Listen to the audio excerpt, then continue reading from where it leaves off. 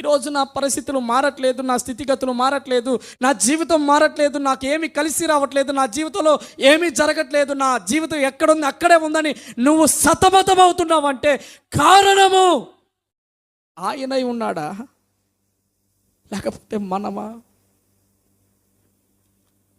మీలో చాలామందికి బ్యాంకులో డబ్బులు ఉంటే తెచ్చుకోవటం తెలుస్తుంది, ఇంట్లో బంగారం దాచిపెడితే తెచ్చుకోవటం తెలుస్తుంది, లెక్కేసి కూడబెట్టుకున్న డబ్బులు లాకర్లో పెట్టి లాకర్ తీసి తెచ్చుకోవటం తెలుస్తుంది. దేవుడు మీ కొరకు దాచి ఉంచిన మేలులు అంతకంటే గొప్పగా ఉన్నాయి, కానీ అవి ఎవ్వరికి కనబడతలేదు. అవి తెచ్చుకోవాలనే ఆశ ఎవరికి పుట్టడం లేదు.